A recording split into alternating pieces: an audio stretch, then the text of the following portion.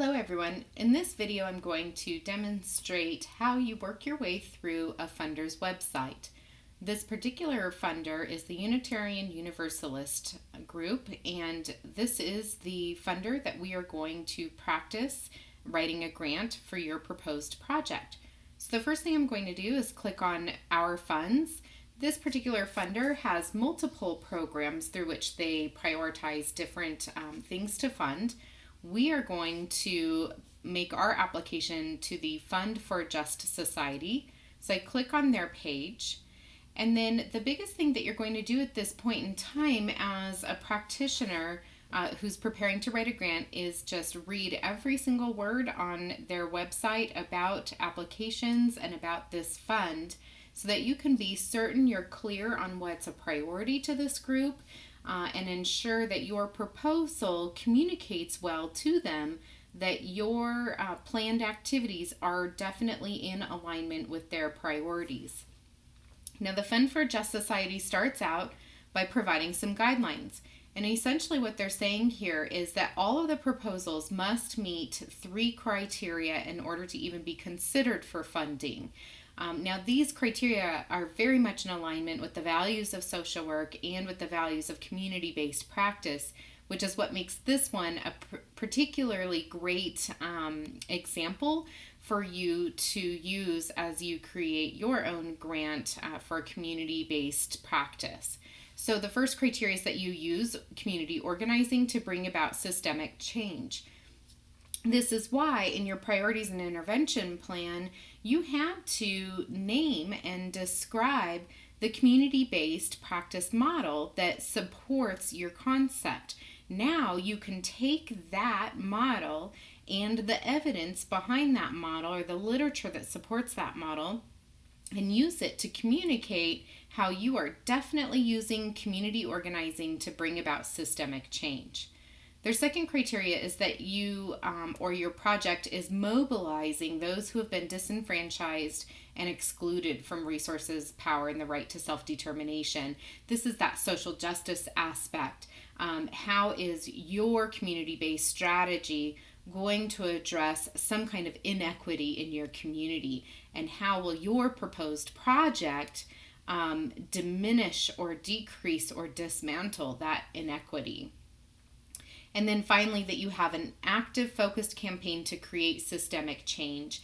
And this is really just their emphasis, and you're going to see this throughout their descriptions of their funding opportunity. They really want to know that you're not just promising something, that you actually have a specific and clear plan to create change. So moving on, then you go and you start reading their priorities. Now, those guidelines really set the stage for the priorities for this particular funder. And so it's a lot of similar language that they will prioritize specific projects that aim to create community-wide and systemic change. So this is your hint that, when you are getting ready to write your grant proposal, you're going to say, I have to communicate to this funder that I have a clear plan to create systemic change. I love this statement from the group, and it's really neat that they put it in here. And again, it's their big hint to you. If they say don't do this, then definitely don't do it.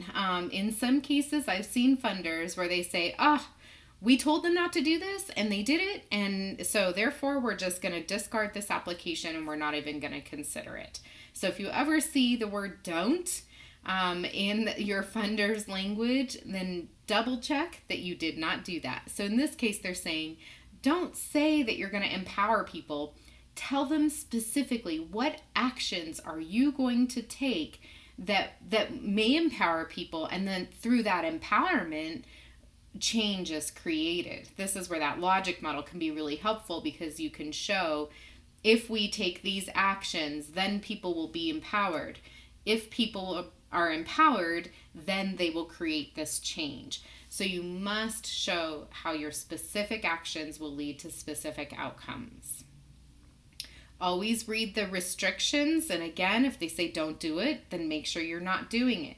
Now, something that I want a lot of you to look at is this statement here. Grants are not given for re-granting, equipment, capital campaigns, politically partisan efforts, educational institutions, medical or scientific research, or cultural programs.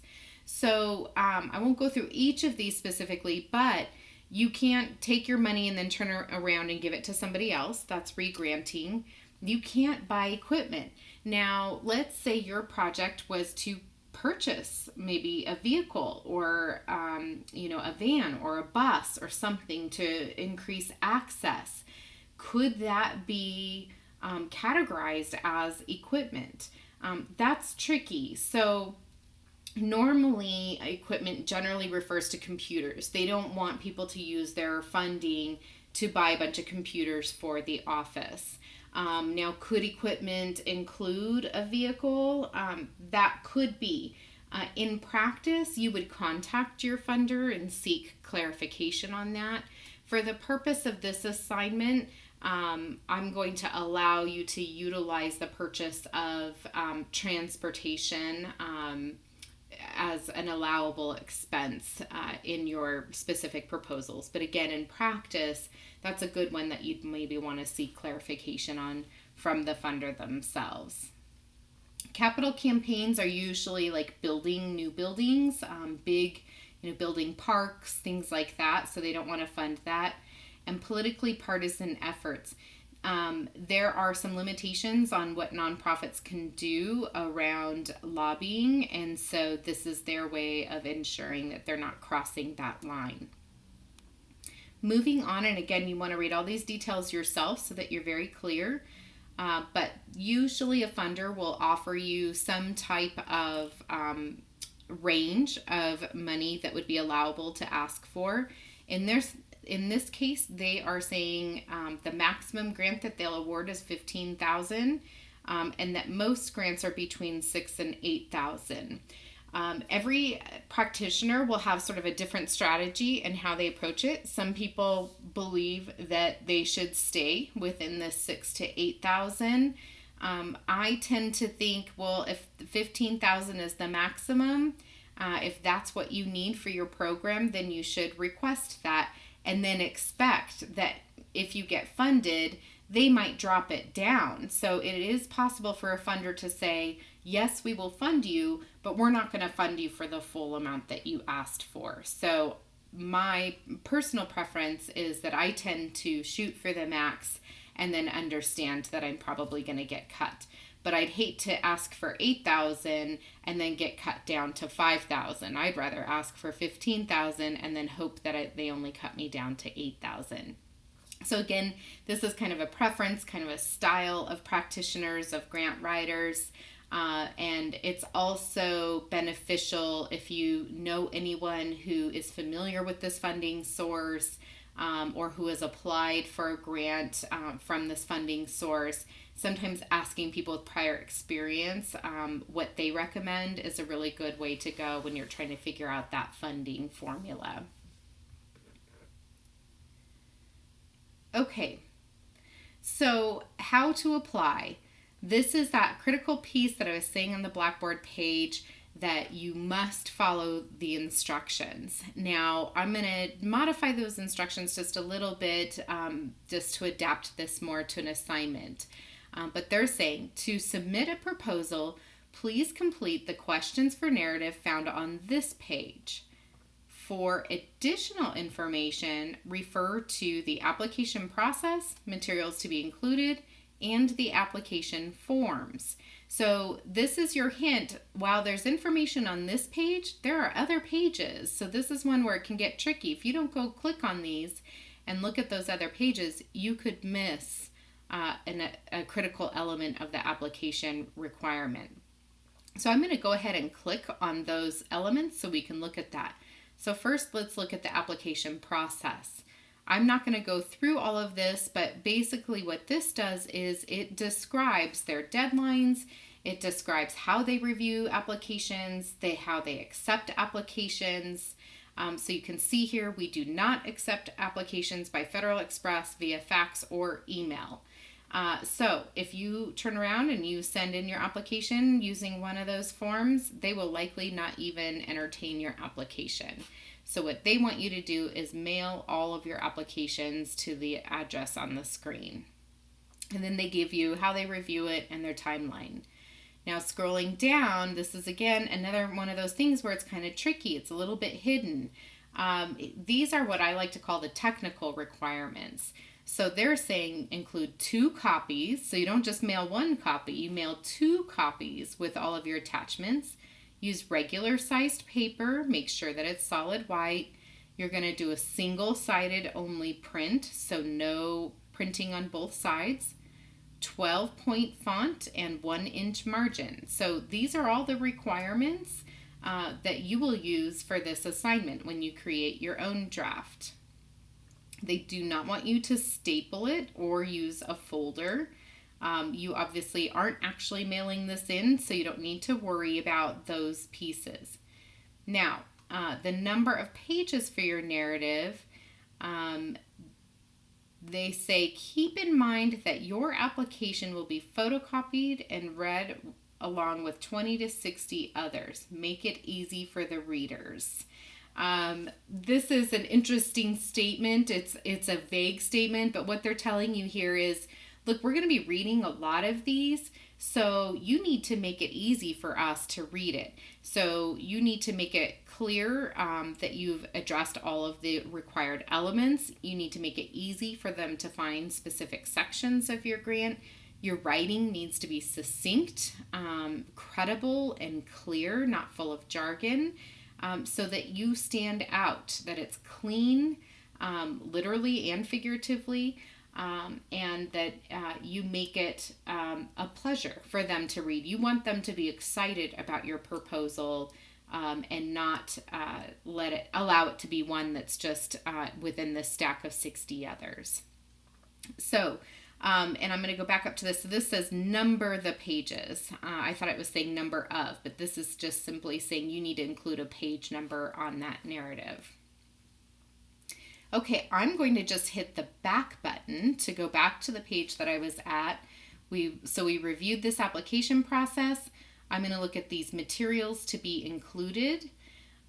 So you are going to make sure that you include all of these materials. Now, when I write on a grant writing team, we usually designate somebody on our team to be responsible for what we call the attachments or the appendices. It's sort of all the other things that are required in the grant aside from the narrative. And when you designate somebody on your team to be responsible for that, they're the ones that are making sure that all of that information is chased down. If you have to get letters of support, if you have to have diagrams included as appendices, that person makes sure that it's all together, that it matches up with the page numbers of your narrative, that they're appropriately labeled. So again, that's the job of somebody on your grant writing team. Now it's just you and your partner, so you will have to do this together. There are a couple things that you will not have to do for the purpose of your assignment. So I will cover that here. So the first materials to be included is they're saying that you have to have an application cover sheet and a project budget form. They provide a PDF. Unfortunately, it's a PDF and not a Word version.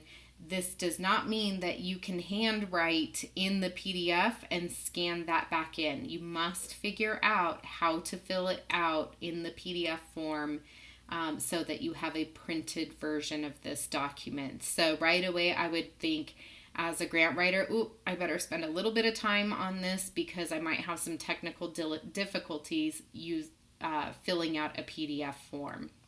I'm going to click on this form so we can take a look at it. Now, fortunately, we find out that they do have it as a fillable form. So that makes it very helpful for you as you're completing this. Now, please be aware that sometimes these fillable forms notoriously don't save. So do what you can to either make sure that you download it and save it, that you print it so that you have a version. Anything you do so you don't lose your material. So you don't want to hit the back button and then come back to it and lose all of your information. I do want you to complete this grant application cover sheet as part of your proposal. I want you to have the experience of filling this out. You can put fake information in here.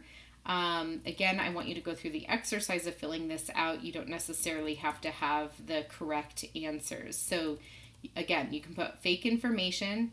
You are applying to the Fund for a Just Society, so you will select that on your cover sheet. And then you'll go through, I want you to put an actual project title, an actual start date and completion date, and an actual budget amount.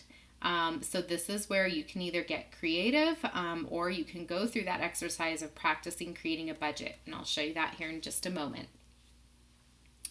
And then they graciously provide a proposal checklist to make sure that you have everything. And here's where we can find some descriptions of more technical requirements.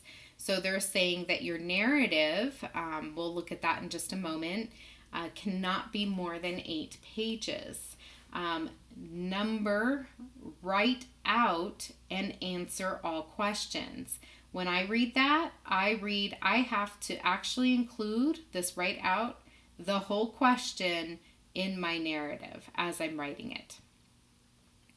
I do want you to fill out the budget. This project budget column and requested from UU funding. Basically what this means is, let's say I'm going to fund an executive director.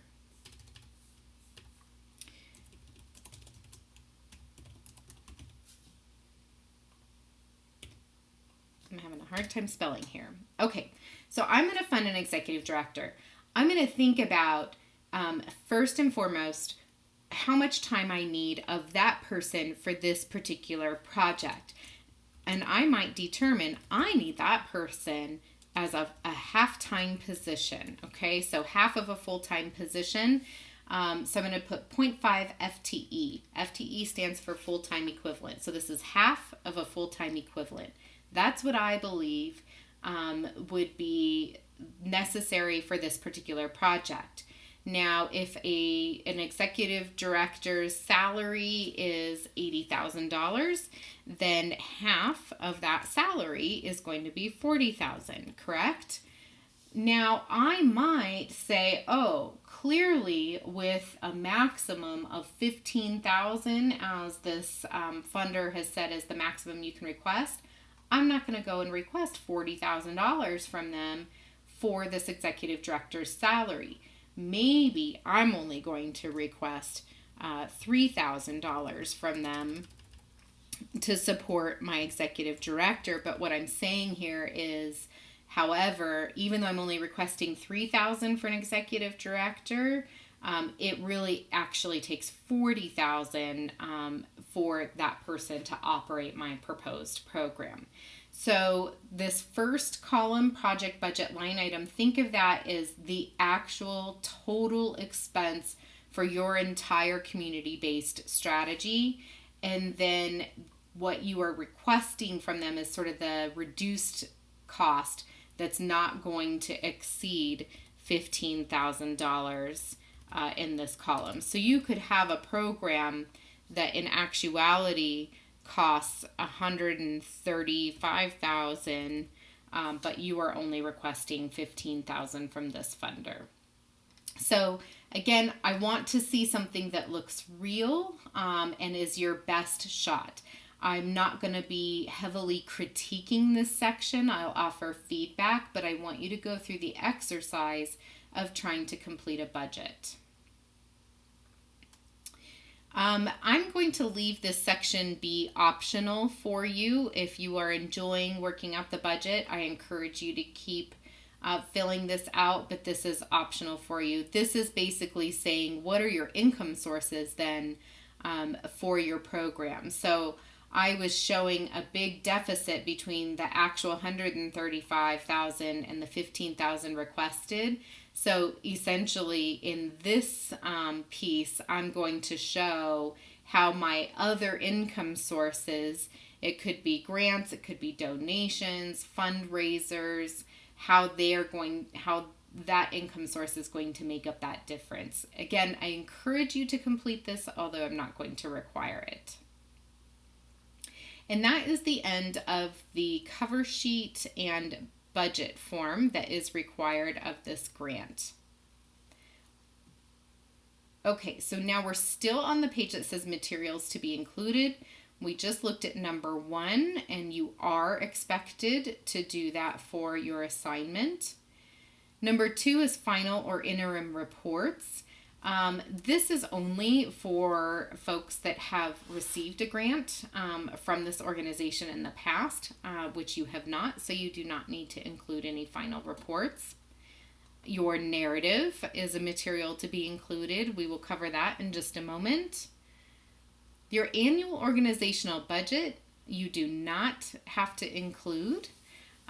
This is basically the budget for your organization. If you remember when you looked at the website of the organization, some of you were able to find their budget information and their income filings. And so information like that would be included here. You do not need to include that in your proposal. And then the rest of the items on this page, you do not have to do. Some of it you don't have, and other things you just won't be able to get. So, but please do read through these requirements so you're familiar with the types of things that are requested. But from this page on the materials to be included, the only thing that you are required to do for your assignment is number 1 and number 3. The other things I just want you to become familiar with, but you do not need to require it. Now I'm going to go back and look at the narrative. So you can see it's a little tricky. They have all this information on different forms or different pages on their website. So now, looking at their narrative, you're going to, here's that requirement again, 12-point font, 1-inch margins, 8.5 by 11 paper, and your pages must be numbered. They're saying here, type the question number and the question before each response. So in your narrative, you are going to say, please give a 50-word summary of the project. And then following that will be your 50-word summary of the project. So all of these items, questions 1 through 11, are the elements that you're going to address in your application. Now for your outline, you're going to outline out these elements right here, and I'll show you that in another example. And all of these are self-explanatory. If you don't understand, work with your partner, talk it through with your partner to see if you can understand what it is they're asking for. And then if you and your partner can't determine what that is, please reach out to me and ask me. But I want you to go through the process of working with your partner and talking it through to see if you can understand what it is they're asking of you. That is the practice reality of grant writing. It is not uncommon to read a requirement in the narrative and realize in some ways you really feel kind of clueless as to what it is that they are actually asking of you. And within your team, you have to talk it through and hear everybody's ideas of, well, maybe they mean this, maybe they mean that, and sort of work out your interpretation as a team on what that requirement is and how you'll address it. Okay, now I'm going to demonstrate how I recommend approaching developing an outline of your funding proposal. As you can see on this screen, I have left up the questions for the narrative on one side, on the left side, and I have my blank document on the right side. So for the first piece, you're going to definitely include your names at the top so that we know. And what I always like to do is when I'm working on a grant, I like to put in big red font, due, and on this date, by a certain time. And I keep that in red just so that I don't forget when this grant is due, and those who are on my team, that we don't forget as well. Now, do you remember how it said type the question number and the question before each response? To ensure that I don't make any errors with that, since clearly that is how they want me to do it, I'm going to try and do a copy and paste. And then what I like to do, again, this is just my preference, is I turn it in red.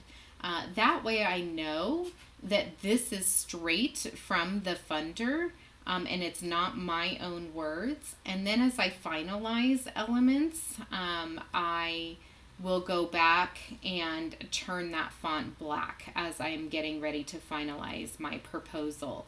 But this essentially is the start of my outline.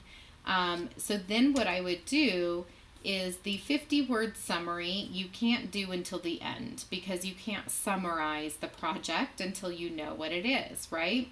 So then I move on, and with my team, I would talk about, okay, folks, how are we going to address this notion of the history? And some people might say, oh, well, we have to describe the basis for how our organization was founded, because maybe it was founded on a social justice principle that's very important. But then it's saying it's recent history. So then you'd ask your team, well, what are our most recent accomplishments?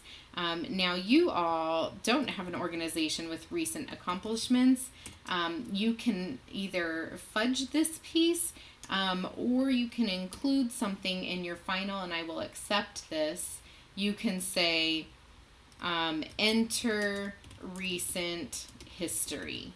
And then I know that you know that was a required element, but because you don't actually have that information, you're skipping over that. But this is where you would insert it if you were to apply for this funding. So you basically just go through for your outline, and you're going to continue entering your ideas for how you will address the requirements of this element. Now, this is where you can certainly pull information from your priorities and intervention plan, but it's time to start revising, particularly your goals, objectives, activities, timelines. You're going to revise those so that you can continue to strengthen them. This is a very critical aspect of your outline. This is how you're going to communicate to the funder that you have a specific plan to create systemic change that impacts or improves the lives of those who are have been marginalized in society and oppressed. So using numbers and bullets and charts is okay for the timelines, and I will locate some and get those posted in the announcements as well, so you could see some different examples. But you're going to include your SMART goals. You're going to have a timeline. You're going to have your activities. And these all need to be very specific and detailed. So you're going to take what you did in that priority and intervention plan, and you're going to sort of take it to the next level. And that's what I want to see in your outline. It can still be draft form. It can be bullets, just like I'm doing on the screen. But I want to see it more advanced, more thought through than what you did initially. So you're just going to go through all of those elements and start putting down your ideas, or as much detail that you have, on how you're going to address the required items. Now, from the outline, I continue to use the same document for my full proposal, and I start actually writing out the narrative for the item that's going to support whatever it was that I put in my outline. And as I start to clean it up and finalize sections, then I start to remove my bullets and turn it more into a professional writing piece. But I only start removing bullets and turning font to the black color when I feel like we are on track with our responses. And so I recommend that that's a strategy that you do as well. So again, you might feel like you don't understand what they're asking for, but that's up to you and your partner to work through and figure out and do the best that you can, and then come to me if you are struggling. And then please feel free to use those brackets, enter information here, to help fill in blanks of required information that you just don't have access to. And I will accept that in your full narrative. So proceed with your outline. I look forward to reviewing them.